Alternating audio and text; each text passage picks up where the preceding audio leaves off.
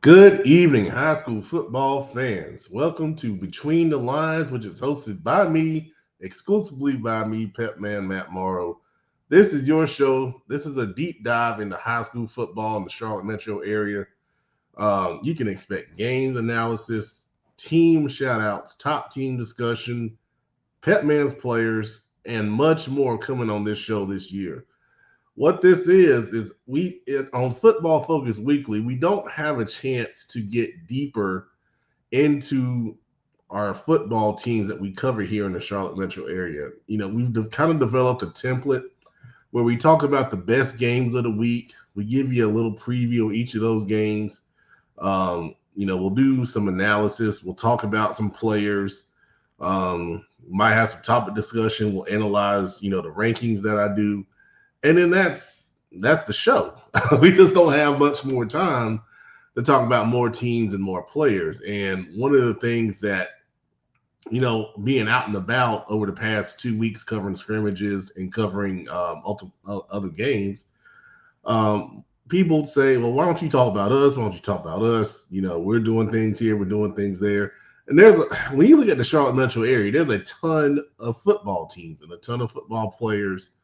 And it's hard to cover in Football Focus Weekly. We just don't have the time. So that's what this show is. We go deeper. We're going to get into, a lot of stuff on this show. It'll last about an hour. But of course, if you have comments, observations, things you want to talk about, feel free to shout them out. And, I'll be an open book. It's just me. The guys that we have on our show are, coaches, of course. We got 2 head coaches. We have a defense coordinator, an offense coordinator, and then producer. So those guys are always busy doing stuff. And the producer works in the corporate world, so his hours are long too. So, I'm not saying I don't, have a lot to do because I do, but I also have a passion for covering everybody. And that's what this show is going to be about. I sat down, I thought about it. And one of the things when I created Charlotte Football Insiders 9 years ago was to try and provide fair coverage to everybody. And we had started getting away from that. And I wanted to get back to doing that at its core. And that's what this show is really going to be about. So in traditional CFI fashion, I had to create some type of intro. And I want to shout out EJ Nicholson. Out of the blue on Saturday, he sends me like 6 CFI theme songs. And you're going to hear the new theme song for Between the Lines. And I might just put it to some highlights that we got over the weekend. So enjoy that, and we'll be back in about a minute and a half. Here we go.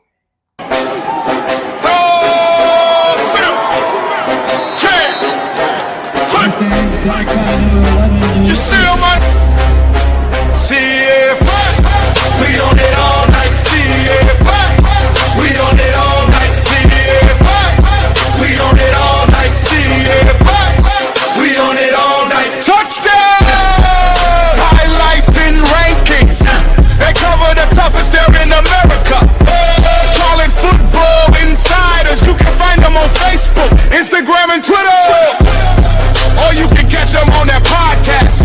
All over the state with Hoof, Mount Creek, Lions Park, Audrey Kell, West Charlotte, Olympic, Providence Day, Mountain Island Charter, and so many more. CFI, we on it all night. CFI, we on it all night. CFI, we on it all night. CFI, we on it all night. CFI.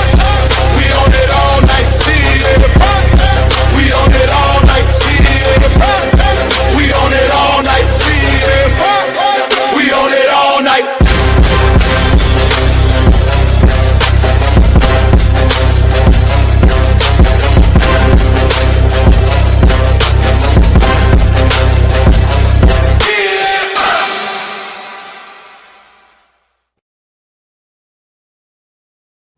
Heck of a theme song, ain't it? He sent me so many different versions. There's like an 80s rock version that I might play at some point. It's very interesting, but we have a comment. Oh, what's our comment here? Yeah, okay. Thank you, Derwin. Yeah. Let's go, man. Let's get into it. All right. So this is going to be a much different episode than Football Focus Weekly. So please feel free to shout out your comments throughout the show here. All right. In Pepman's players, I told you I split them into two parts because we had so many that came in throughout the past few days, and they were still coming in today. So I literally had to split this up to try to get through everybody. But this is part one. Part two will be on Football Focus Weekly tomorrow. And this particular slide, we're going to talk about the guys from the two events, the Keep Pounding Classic and the CLT Kickoff Night this past week. So, of course, Ethan Royal, 2 rushing touchdowns against South Point. I love the way he was able to elude the pass rush on several occasions and make plays. Of course, L.J. Porter, 11 tackles, a sack, and 2 tackles for loss. We had an interview with him. We hadn't checked that out. It's on our social media. Jamori Nichols, even though West Charlotte lost, he was super impressive, and I think he put his name across the state of North Carolina with his performance. 3 touchdown runs, a touchdown pass, and 240 yards of total offense in that tough game against Grimsley. Also for West Charlotte, Elijah Littlejohn had a great game, 10 tackles, a sack, and 2 tackles for loss. DeMond Lewis, man, what a beast. He was so impressive. I know it says a sack and multiple tackles for loss. We didn't have official numbers for that, but he was dominant, man. I mean, there were several plays where he's just missing the quarterback on the sack. He's dominating his blocks, and, Jan Robinson's running away from him. You see why he's a power 4 recruit easily. Josh Falzerano, talented running back at Myers Park, had 2 touchdown runs, 127 yards rushing against Jan Robinson. He was very impressive. DeMorion Thomas Wright, also impressive in his own right. You saw it in the highlight there, 2 touchdown runs and 155 yards rushing in the victory over Olympic. Helped take that game over in the fourth quarter for the Bulldogs. Really impressed with Zahir Smith, the quarterback for Olympic, who played quarterback. He's a linebacker by trade. But he was pressed into quarterback duty in English for 147 yards against Butler. That was very impressive in their game plan. Of course, I wanted to shout out Brian Hales, his first game back after a brief retirement, getting the victory. Really happy for him and his guys there. All right, on to the next one. Braylon Clark from Country Day, 9 catches, 204 yards, 3 touchdowns against Christ the King in the victory. Also picked up an offer from Kansas State, and I think he got another one too. Maybe it was Nebraska, maybe. So he continues to add offers to his impressive slate. He's going to be a name that we hear for the next 3 years consistently. He's a national recruit already. Amazing. James Bailey III at East Meck. He had 2 touchdowns, an interception, and 108 receiving yards against Hopewell. Tough loss for East Meck.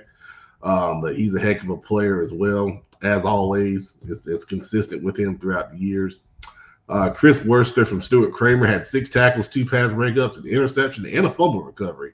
And their opening victory over Forest View, one of the leaders of that defense and that team overall. Great job. Gabe McLaurin from North Meck, 136 rushing yards and 2 touchdowns in the victory over Rocky River. We're going to talk a little bit about North Meck tonight. I thought they were very impressive, and Gabe was a big reason for that. His highlights really show some really good vision and ability to read defenses and cut off blocks at a high level. Of course, Jaden Jones from Independence, their big win over Gaffney. He had 309 total yards of offense, including the game-winning punt return. Along with him, his backfield partner, Jared Street, 261 passing yards and 61 rushing yards. He had over 300 yards of total offense there, and a TD run in that same victory. Impressive stuff. Now, you talk about really impressive. My goodness. Grant Lawless from East Lincoln, 450 passing yards, 4 touchdown passes, and 4 touchdown runs. He broke the school record for passing yardage in their victory over South Iredale, but he accounted for 8 touchdowns. It's incredible, man. He's committed to Wake Forest, and he's a heck of a talent when you look at the film. So congratulations to Grant. Caden Eddy of South Lake Christian had 9 catches and 141 yards in their victory over Lake Norman Charter. He's at South Lake Christian. I always like to spotlight a kicker. Alexis Rosario from Concord. He made 3 field goals from 47, 46, and 20. And the 47-yarder broke a school record for their longest field goal in school history against Mount Pleasant. I mean, think about Concord. Concord's been around a long time. That's impressive. 47 yards in high school. That's not a gimme. I mean, half the time we're just trying to find someone that can make an extra point, much less a 47-yard field goal, man. Our last slide for tonight, Mike Edwards at Crest, really good player. 7 catches for 178 yards and a touchdown against Burns. Big win for Crest there. Along with that, his quarterback, Eli Hammer, threw for 384 yards and 3 touchdowns, and added a rushing touchdown on top of that. Talented team down there in 5A in Cleveland County. Khalil Price. I got exact numbers for Khalil Price. It's over 100 yards, which I believe was 124 yards receiving and 2 touchdowns in the Malley Creek victory over Roseville, which was very impressive. Great job. Khalil's committed to Campbell. Taj Brooks for Chambers. 17 carries for 135 yards and 3 touchdowns in their big win over Clover. We're going to talk about Chambers a little bit tonight. He's the brother of Zaire Brooks, who played in the Queen City Senior Bowl last year, so I see where the talent comes from. Nice job, Judge. Infinite Morrow from Central Bears. I watched his film in detail. 8 tackles, 3 sacks, and a forced fumble in victory over Montgomery Central. And Montgomery Central is not a passing team, so that tells you, if you're getting 3 sacks against a running team, you are impacting the game. that's really impressive. He's a strong kid. Plays well with leverage on both sides of the ball. He played some tight end on offense and had some blocks that led to some good running plays. So really great job for Infinite there. Alex Haynes Jr., who also just picked up an offer from Arkansas recently. For Metrolina Christian, he had a kickoff return touchdown and an interception against Trinity Christian. They couldn't pull out the win, but that young man is very talented. I've seen his film. That's going to be another one to watch right there. Landon Agee at North Lincoln. What a performance here. 268 rushing yards and 5 touchdowns in their victory over West Lincoln. He's picked up and become the primary back after some changes in the offseason for that program. And North Lincoln, they always find a way to run the ball, it seems, no matter who's back there. So congratulations, Landon. Great job. What a performance here. King Davis by Lincoln Charter. 4 interceptions in one game. That's crazy enough. And then adding 2 touchdowns on top of that in their victory over Highland Tech. Watching that film, man, he's got some excellent ball skills. That's Lincoln Charter is a relatively new program led by Mike Bias, who's a legend in Lincoln County, and King's going to be a major piece of that going forward. Really impressive. And then finally, the last one for tonight, Caleb Vines from Providence, 100 rushing yards, 2 touchdowns, and a 47-yard catch in the Panthers victory over Hickory Ridge. I think Caleb is in a really good spot. He fits well in that Panther offense, and that's being reflected right there. He picked up those rushing yards on only 9 carries, which makes that even more impressive. So great job to all you guys in your performance there. All right, we got a few comments here. Let's address those. Let's see. AJ1, good to see you, man. Yeah, did I mess his name up? Please, I hope I didn't mess his name up. Now I got to look. Oh, goodness. Oh, no, I got it right. Okay. Maybe I said it wrong. All right. Well, Natasha Black, yeah, Infinite was really impressive. And what's up, Nizzle? It's good to see you, man. Nice to see some regulars coming and checking us out from Football Focus Weekly. Really appreciate that, guys. All right. Well, let's move forward to the next topic. And we're going to switch back. And we're going to talk about Week 2 CMS Best to Last. So I had a comment earlier today when I posted this, and it kind of asked me about a couple moves. So I figured I was going to go ahead and talk about it here tonight. We'll hit it again tomorrow on Football Focus Weekly, but That'll be more from the other guy's perspective. Tonight, I wanted to get my perspective out there. So there's not a lot of changes in the top five. Huff, of course, won. West Charlotte, 1 point loss to Grimsley, one of the best teams in the state. I didn't really want to punish them for that. Mallet Creek did move up. I thought that win over Roseville was really impressive, especially when you consider the backup quarterback. Sam Cheeseborough went in there and did what he did. You'll hear about that pretty soon. Palisades didn't drop because they played well. They beat Berry, but that's more so about rewarding Mallet Creek for what they did. No changes 7 through 9. I felt like North Meck played very well and deserved to be bumped up. So they moved up to 10. Same thing with Chambers beating Clover. Moved them up 3 spots. Olympic dropped 1 spot. They led against Butler for over half of the game. I thought the coaching staff at Olympic came up with a great game plan that really gave Butler some issues until the fourth quarter. No change for South Meck. Rocky River drops 4 spots. Hopewell moves up a spot. Shout out Coach Brandon Sneed on his first victory with the Titans over East Meck. West Meck drops a spot, even though they played Ashbrook pretty tough for a while. Harding moves up a spot. I thought they played Corvian pretty well, 31-18 loss. Valentine Ridge drops a spot, had a tough loss to Fort Mill. No change with Berry, no change with East Meck or Garinger. One of the questions was Garinger won. Why didn't they move up?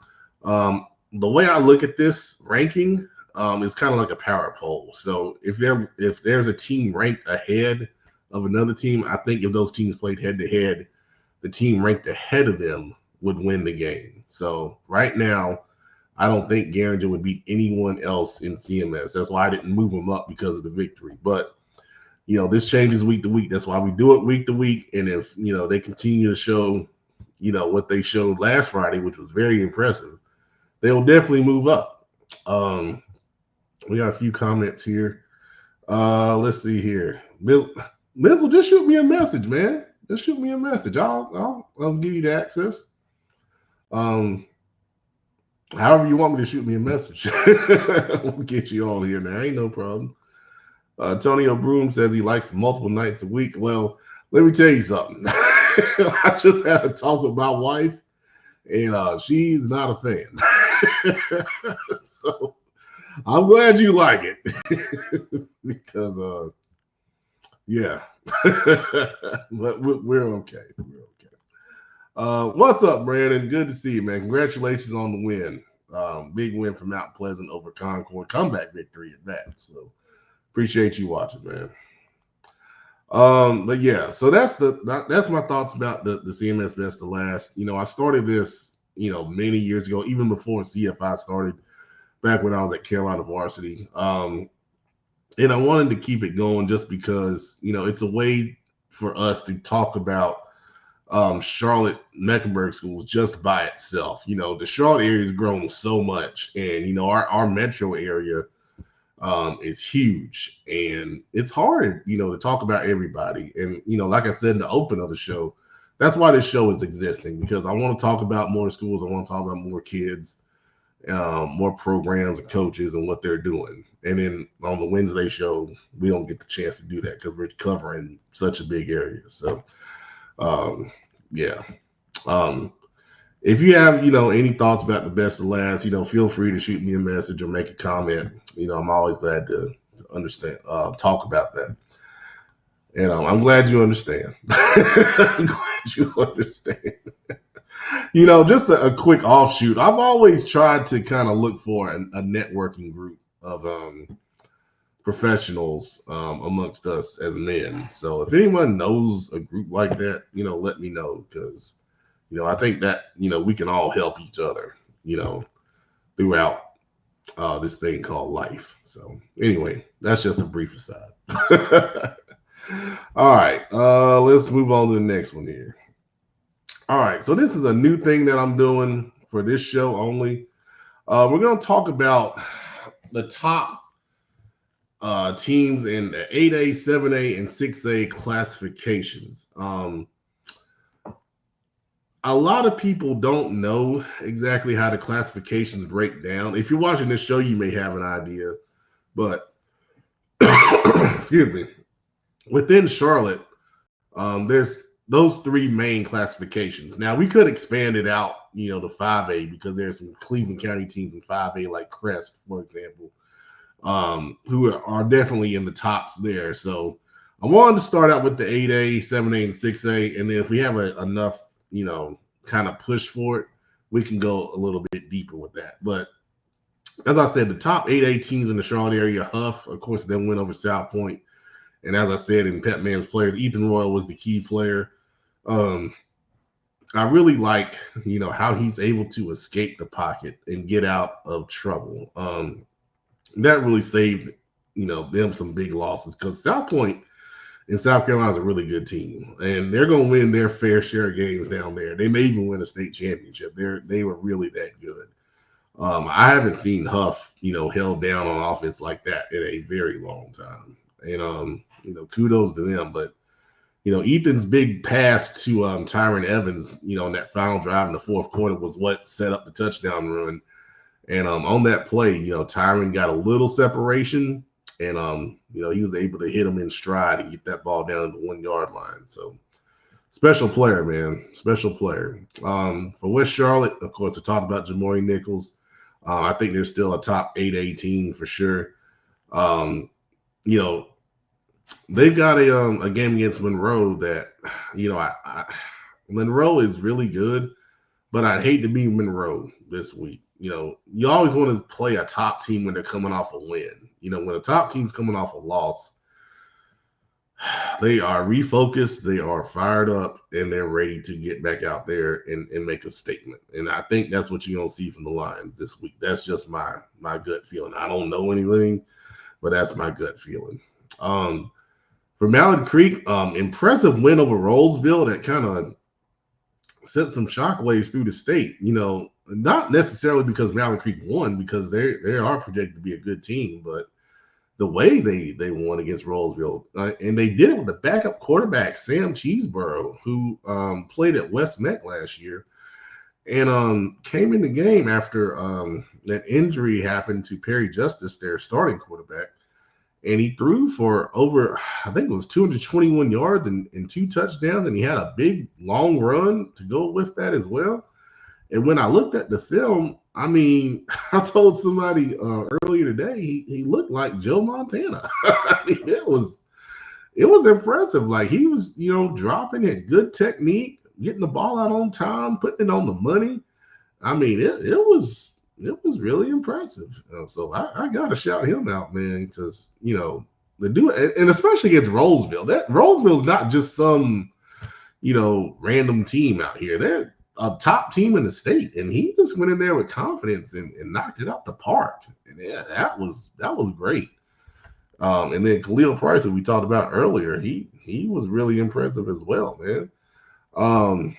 So good stuff right there. In the comments, let's see here. Oh, y'all got some Creek fans here. Okay, I didn't know who y'all rooted for. That's good to know. I guess we got to talk about Mallard Creek a little more. yeah. I know you were kind of talking about that, Mr. Prospect. So yeah, that was good stuff, man. It was really impressive. Another impressive player, man, and I said it in the open, and I'm gonna say it again. DeMond Lewis, man, he's got a ton of talent, man, and wherever he goes and plays for college football, they're gonna get a steal, man. He was dominant last week, really impressive. If you don't know what he's an edge player, like a defensive end. If you don't know what he plays, and they're playing Weddington next week. I'm sorry, not next week. This Friday. And we'll talk about that on the show tomorrow. That's one of the big area games. Shay Quan will be there covering that one. So you'll see some really good highlights. But that's a heck of a matchup. If you like defensive football, Marius Park and Weddington, where you want to be this Friday. And then Palisades, another top 8A team in the area. They won against Barry. Cole Huff, their quarterback, is a key player. He tagged me in some highlights, and I checked him out. It was really good. It was really good. Um, Impressive stuff, man. I really am going to be excited to see Palisades be explosive on offense this year. I can't wait. I can't wait to see it. They have some games coming up on their schedule that I really am excited to see how they're going to match up. They have Independence down the line here in a few weeks. That's going to be a fun matchup to see where they stand here in 8A. Let's see. Tony O'Broom saying, imagine Huff still in the conference. Oh, man. Let me tell you something. Here's something, Tonio. We were talking about this yesterday. You look at that conference, the only team with a loss is West Charlotte right now. Everybody else won. North Meck won. Chambers won. Butler won. Independence won. And Mallard Creek won. Ain't that crazy? That's how good that conference is, man. The Power Six, man. What in the world? Yeah, if Huff was still... I mean, it's already the toughest conference in the state as it is, and it lived up to the billing. I talked with Coach Griner. He was out at Memorial Stadium on Saturday. He said, I can't believe we're the only team in the league that lost. But true to his word, he said it's going to help the RPI. So take the good with the bad there. Yeah, SC, yeah, it is. It is, for sure. It is. All right, let's jump to the 7A, and we're going to talk about some of the best 7A teams in the area. And this is important because once we get to the playoffs, these are the teams that you're going to be, paired up against when you get to the brackets. So 8 state champions with the way this new classification breaks down. So Weddington, very impressive win over Mooresville, 31-10. I saw some offensive stats, so I went with an offensive player, Kelson Tate. He had, I believe it was 6 catches for 136 yards and a touchdown. If you watch this show for a while, you know how much I love Kelson ever since he was at North Meck a couple years ago. He can make you miss in the phone booth. He's that good. Committed to play at Delaware State. And then, the young quarterback, Walker Powell for, I say young, but he's a senior, but it's his first year starting. He threw for over 200 yards and a touchdown. So, Whittaker's showing that offensively, there's not going to be a major drop-off, even though this is their third new starting quarterback in the last 3 years. That's amazing. Amazing coaching by Andy Capone and his staff there to get those guys, coached up so well to go out and play at a high level so early in the season. Of course, Independence, we talked about them a little bit. We talked about Jade earlier in Pepman's players, but, there was some scuttle about where he was ranked on, some other rankings and such. And, I always tell my players, when I coached, I told my players, just go out and talk with your pads. You don't need to get on and say a lot of stuff. Take that, put it in fuel, and then go out there Friday night and unleash it. And that's what he did, man. That's what he did. He showed once again why he's one of the best players in North Carolina. Not much more you can say about him. It's going to be fun to see what he can do in a rematch against Huff on Friday night. We'll talk about that game on Football Focus Weekly tomorrow night. Butler, I saw the first half of this one against Olympic. The morning on Thomas Wright, of course, we talked about it in Pepman's players. But, Coach Brian Hale's back in the fold there. He's got a good guy to lean on. He's got a couple offers. 2027 kid as a running back. He showed you his great highlight speed. He was in our open that we did for the show, busting off a 70-yard touchdown run. Butler, I think, they're not as deep as they usually are, which isn't a surprise, given, what has happened, within the program over the last year or so. But you can see what Brian Hales is going to do. He took those guys that he has and he strategically put them in places where they could succeed. Even though they were down at halftime, I was just watching how he was using certain guys. Some guys played a little bit on both sides of the ball, but when they got into the game, they had a specific purpose. They executed that purpose, and usually they were successful. And that's how Butler's going to be successful this year. I really thought, they were impressive on both sides of the ball, especially defensively, coming out of halftime, making the adjustments to shut down what Olympic was doing schematically, which I thought they had a really good plan because their quarterback Chance Cato was hurt, so they had to improvise and go with kind of a wildcat scheme, which really gave Butler problems, in the first half of that game. A team that we haven't really talked about much, but had a really impressive victory. Lake Norman. They had a win against Sun Valley, who I think is one of the best 6A teams in the area. Mason Hefner, key player defensively for the Wildcats. He kind of plays a hybrid linebacker / safety position on the outside of the defense. He had 8 solo tackles, 11 total tackles. He's very physical. He gets to the football with bad intentions. And he gives Lake Norman an attitude and a swag on that side of the ball that I haven't seen them have, in a while. And I think, that makes a big difference for them. And they're going to be a team to watch. We know what they have on offense with Caden Kraft and, all the stuff he can do as a dual threat quarterback. But defensively, that's where they've been impressive so far. Going back to the Jamboree against Porter Ridge, they held them to 3. And then the whole a very talented Sun Valley offense at 16 is impressive, man. And Mason was a big piece of that. They're going to be a team to watch. And then right after that, Mooresville, it was a tough loss. And I know it was disappointing because they have a lot of expectations.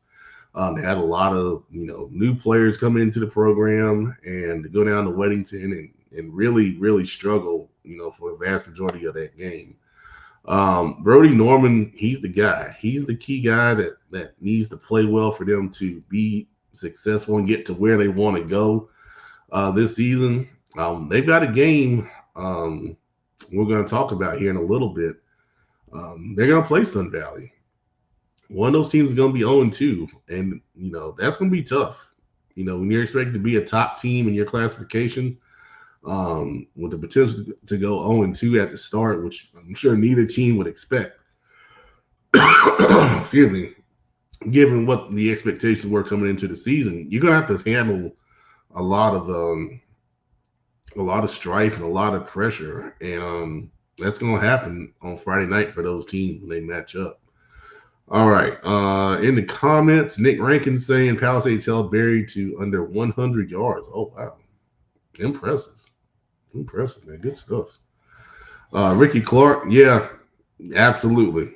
And that there's something coming for that too. just hang on.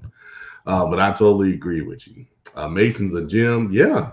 He's got good physical size too, to go along with what he's producing. So college coaches should kind of take a look at him. Karen Belt, what's up, Karen? Said credit to DJ McFadden, who is quite the motivator and really cares about his kids. Also to the entire Indy coaching staff, shutout second half. Great job, Adam Webb. Yeah, big guy, as we call him on the show. He's defense coordinator over there at Independence. So yeah, you gotta shout him out. He did a great job. We're very proud of him. All right, let's go on to the top 6A teams here in the area. Ashbrook had a nice win over West Meck. I put their quarterback, A.J. McClain, as the key player. And, I really want to kind of talk about this because we know Ashbrook had another quarterback come into the program. And I think a lot of people assumed that, that quarterback was going to lead the team. But, AJ took this team to the third round of the playoffs last year. And, I don't think you can discount, how well of a camaraderie that may have for a team. So, from what I saw, I thought he played very well. Of course, with Ashbrook, you always look at their offensive line, and from the highlights I saw, you'll see Jonathan Moore be named a Pepman player since it's already out there. But I watched his highlights, and it was what you would come to expect from the Lenore Ryan commit. Physical play, really good in the run game, good pass protection. And then amongst that, you see the success the team was having. So. Ashbrook's a state title contender, in 6A, for sure. Along with that, Kings Mountain, who's in the same conference with Ashbrook. They beat Shelby in an impressive fashion. Christian Jarrett, edge kind of, defensive end, really good size at 6'5". I spotted him and put him on Prep Red Zone's rankings. I felt like, even though he didn't have a lot of tape, from what I saw, he was athletic. And, with that size, it's only a matter of time before you start putting it together. Well, he put it together immediately. He had 3 sacks. And that was, one of the keys going into that game was them getting pressure on Shelby's quarterback to shut down their powerful passing game. And that's what they did. You got to shout them out. Kudos for that, man. Statesville had a very nice win against East Surrey. Tyreek Carter, a kid that I've liked for a while. He was the leading tackler for the Greyhounds. Very athletic, physical, really good range from his defensive position. You'll see someone else from Statesville on Pepman's players tomorrow who gets recognized. And I did a group of offensive linemen, and that's something I'm going to do all season is shout out offensive linemen, kind of dig into their tape, and if it looks good for the game, I'll put them on Pepman's players. They have offensive linemen who played really well in that game as well. Charlotte Catholic, they had a victory against South and met Garrett Nolan, who's their running back, their main running back this year. I believe he had 168 yards and 3 touchdowns. Whoever this Charlotte Catholic running back is going to be a steady contributor who's going to produce well, and he did a really good job in that football game. For Charlotte Catholic, it's more of the same. They're going to run their system. They're going to possess the ball. They're going to be physical on defense. And that's what they look like against South Main. That's why they're a 6A title contender. Excuse me. And then Sun Valley, we talked about. Tough loss to Lake Norman. But the quarterback, Noah Lineberry, he's very good. He had a couple of tough plays in that one that kind of made the difference. But I expect him to bounce back. And that's why that game against Mooresville, between them and, Sun Valley and Mooresville, is going to be so important because you got 2 senior quarterbacks who are expected to bounce back from tough games.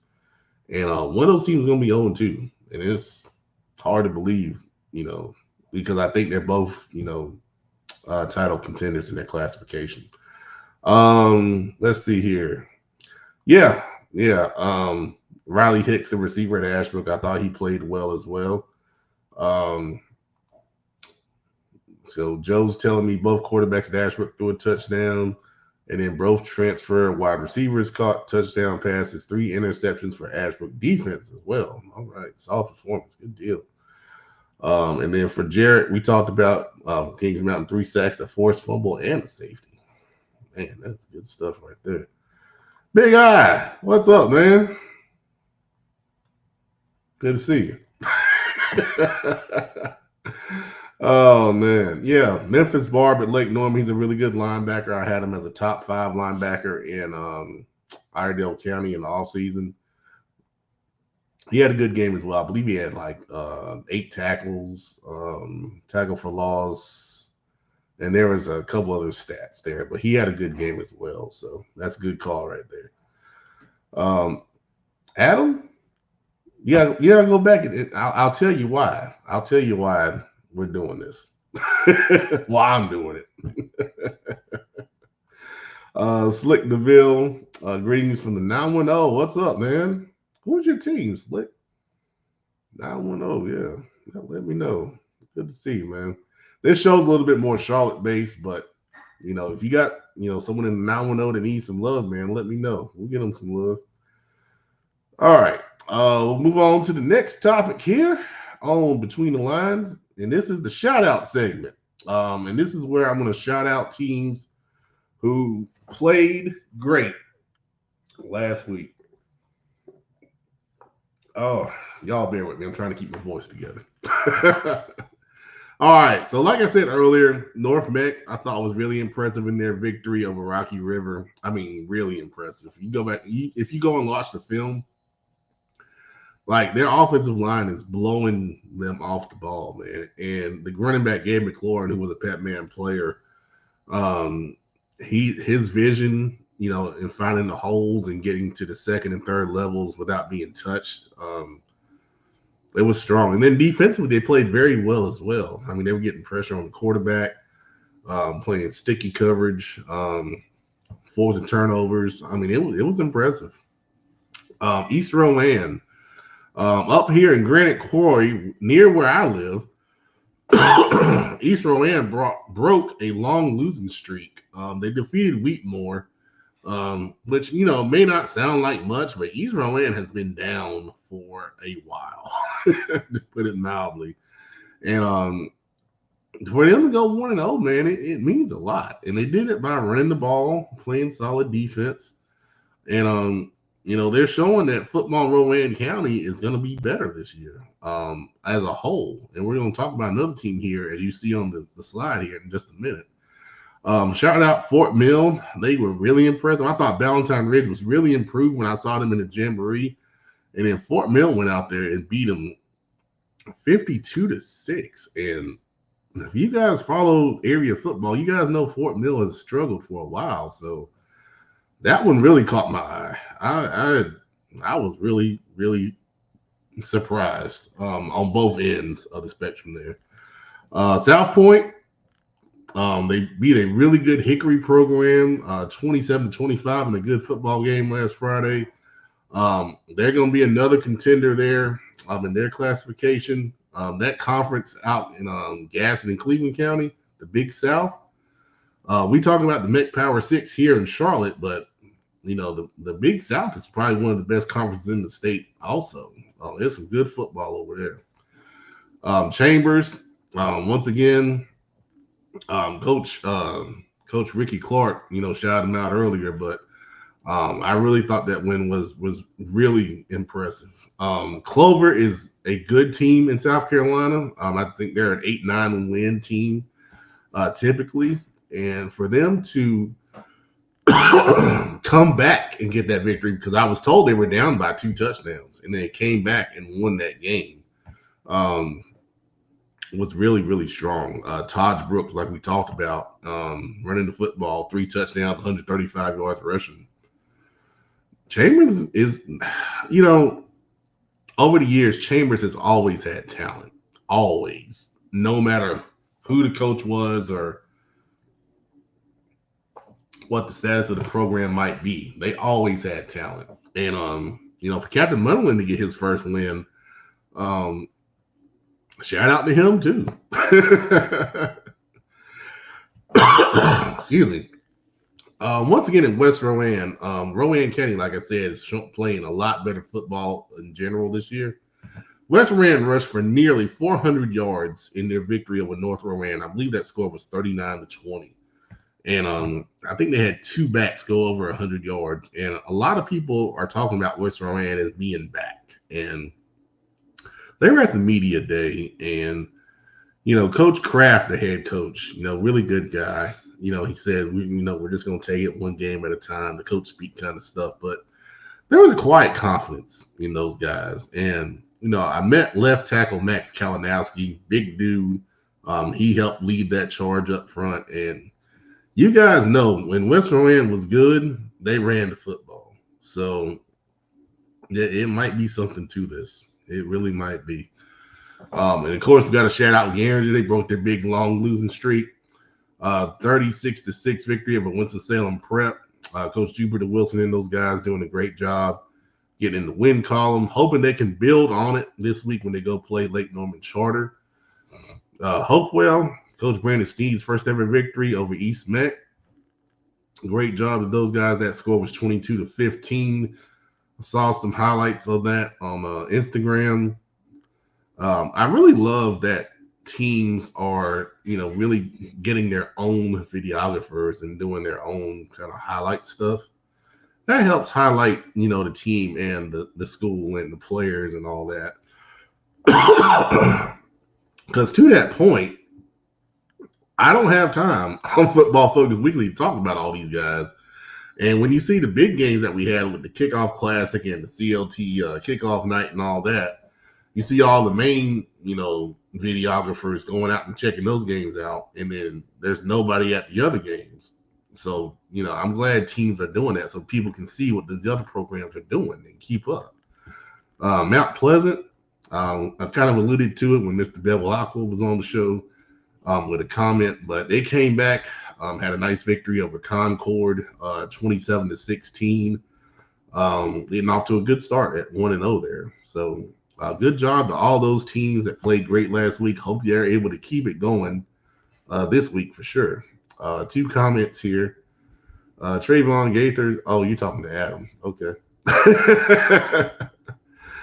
Kevin Smith says, yeah, I think so. I mean, when you're 6'5", man, that's the frame that college coaches want, especially for that edge position. Yeah, I really, really think so, that he's going to be a big-time guy. And it's going to happen sooner than later. He keeps putting up 3-sack games like that. Let's see here. Travis Wayne Watson.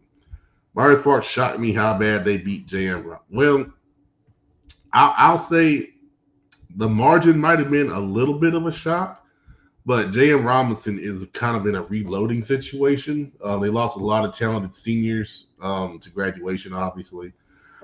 They've got a quarterback in Ari Greenfield who's going to be really good. You can see it.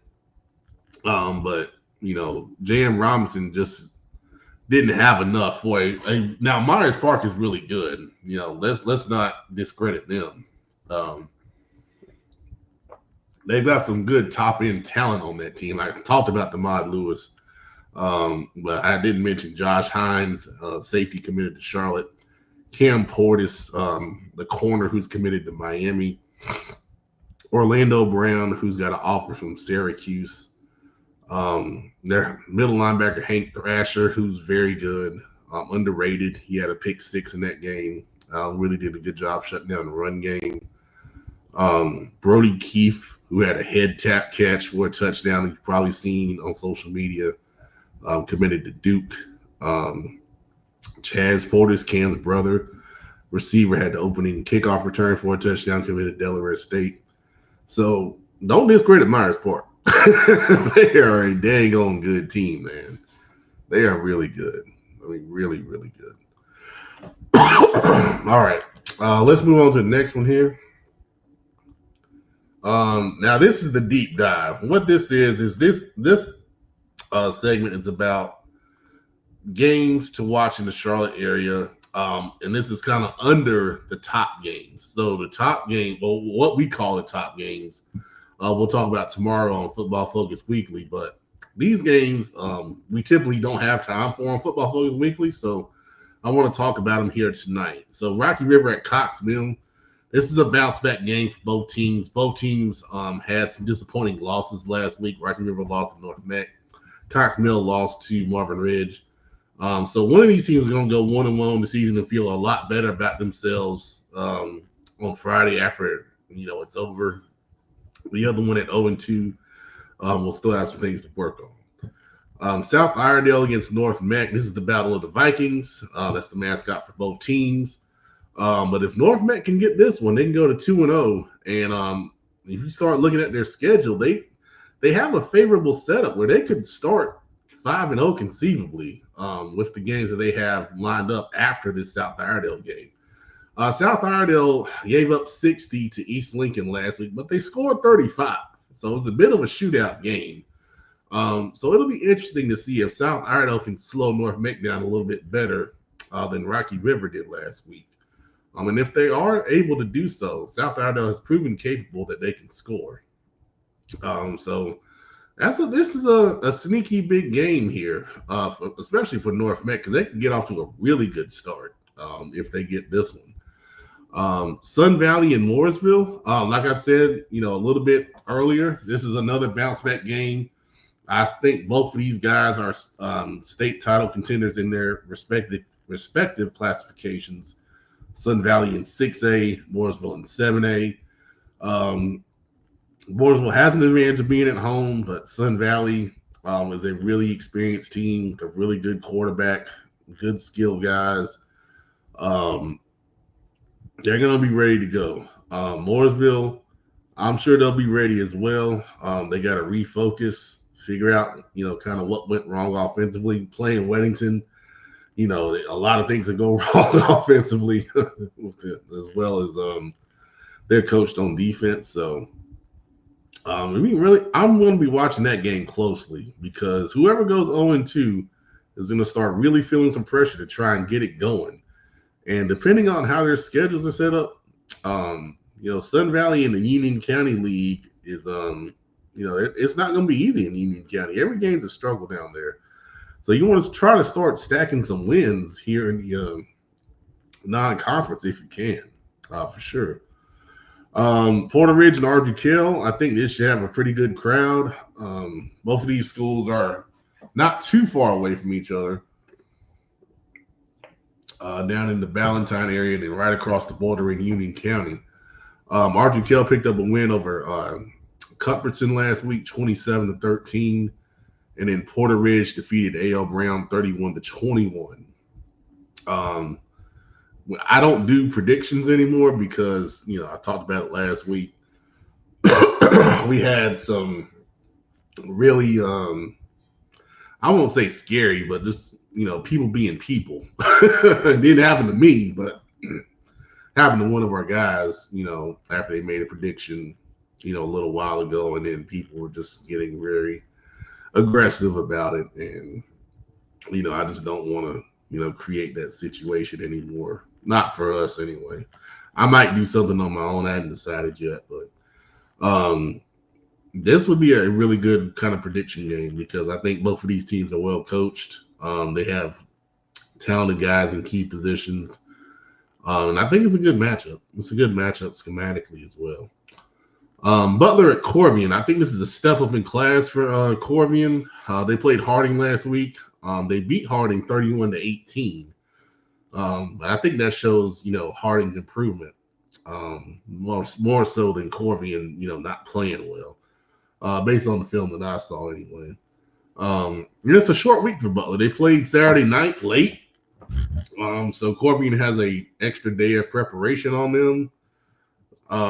I think with Coach Hales, I don't think it really makes a big difference, but we talked about it with Butler earlier, how they're not as deep as they typically are. So getting that recovery and, handling the practice week the right way is important. But, first glance, I like Butler, to win in that one there.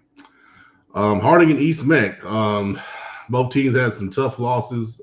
Just talked about Harding's loss to Corvian. And then we talked about East Meck losing to Hopewell. Who can get the first win here? Me and producer are actually going to this game. And trust me, I know you might be shocked in hearing that, but I'm really big on showing everybody love. And, just really thinking about it, covering the two big games this past weekend. We wanted to get out and get somewhere where we knew there wasn't going to be a lot of coverage because, it's important for everyone to feel some love. And we looked at the schedule and we felt like, okay, we know Harding East Meck is probably not going to have a ton of, coverage outside of, the fans for those schools. So we wanted to get out there and cover that one. So we'll be there Friday night. If you see us, say hello. Well, it's exciting to see who's going to get their first win here. Hopewell at Chambers. Both of these teams are undefeated right now. Of course, we talk about Hopewell beating East Meck and then Chambers beating Clover. Who's going to go to 2-0 here? Hopewell, I think, they made some critical plays when they needed to get that victory. Same thing with Chambers. Going to be a key for Hopewell to try to slow down that Chambers running game. And then, of course, Chambers knows Hopewell's defensive coordinator and Anthony Hackett just a little bit. So they have a little bit of an advantage, I think, in knowing what they're going to get, from a defensive perspective. But I think offensively, Hopewell, Coach Snead has said, and he's shown that they're going to do things a little unorthodox at times to get, try to give their players an advantage. So good coaching matchup here. I'm excited to see how that one plays out. Ashbrook at Berry. I put this one on here not as much as the matchup, is going to go here. I think Ashbrook's the favorite when you look at it on paper, but are the Green Wave starting a championship run? I kind of alluded to it earlier. They were, pretty impressive in beating West Meck, and they just got to stay healthy. I think what they do on defense is really, really strong, and then having Caleb Gordon in the middle is a major plus for them. Obviously, I think it ties the front end and the back end together really well. Playing at Berry. Berry does have some playmakers now. They've got some guys that can, do some stuff in space. If they can get the ball to them, that's going to be the key. Can they block Ashbrook up front long enough to get the ball in those playmakers' hands? Berry always had playmakers. I tell people all the time, one of the schools that had the most talent in Charlotte is Berry. And a lot of these stars that you see at other places, they started at Berry. And, if Berry was just able to keep, half the talent that comes through there, they would be a good program. But, one of the things, and I dealt with it when I coached at Harding, when Harding was a full magnet, Berry is a full magnet school. That means they don't have a home zone. When you don't have a home zone, that means nobody can transfer into your school unless they sit out for a full year. And you're playing behind the 8 ball when you have that against you. The advantage is you can get kids in early because you can pull from the entire county, but you got to get them in and keep them. And that's in this culture in 2025, that is very difficult to do. I applaud the guys that are over there. I saw Coach Marsh earlier. I applaud those guys that are fighting the fight over there. Northwest Cabarrus at Central Cabarrus. This is a rivalry game. We covered this game 2 years in a row back in the day when Coach Gentry was at Northwest Cabarrus and Coach McClamrock, of course, Kenneth, the engine was at Central Cabarrus, and it was, two games that have some of the best numbers when you look at highlights on our YouTube channel in history. I'm hoping it brings the juice again, man. Both the teams are undefeated. Northwest Cabarrus beat West Cabarrus last week, 24-17. Central Cabarrus beat, Montgomery Central 16-11. So this hopefully brings some juice on Friday night, and Central Cabarrus is jumping, and hopefully they, play a really good game there. All right, in the comments, let's see here. Travis Styles, what do you think of Kings Mountain schedule? Week 4, we have Catholic. Well, let me try to pull up Kings Mountain schedule real quick, and I can tell you. I know your conference is tough, like I was talking about. I know that for sure. All right, we're on Max Preps. You guys have Burns this week. Burns, I think, is a little bit down, so I like you guys in that one. Bandy's is always a team where you don't know what you're going to get, man. I see that as a trap game because that's before Charlotte Catholic, like you're talking about. Charlotte Catholic's a big one. Then you got a couple conference games at Forest View and North Gaston. You'd be favored in those. Then you get into some tough ones with Ashbrook and South Point. So, yeah. It's good balance in it. The Bandy's game I'd be careful about. I mean, I think you guys would be favored, but once again, that's one of those teams where it can go 50-50. So that's what I think, Travis. Travis Wayne Watson Brown versus Concord, Battle of the Bell. We'll be talking about that game tomorrow on Football Focus Weekly. But I do think it will be a battle. I agree with you. I do agree with you there, Travis. Marcus Bell, Jarlin Dry. Kings Mountain 123 yards rushing and 2 touchdowns. Yeah, Jarlin's a really good back. He played at Northwest Cabarrus last year, rushed for over 1,400 yards. He's one of those guys that's under the radar. A lot of people don't know him. We've got him ranked pretty high on Prep Reds on North Carolina. I really like him.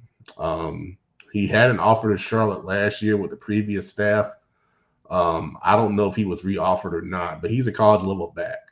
That's for sure. Coach Hawk, yeah, Barry. I know you guys know. I know you guys know very well.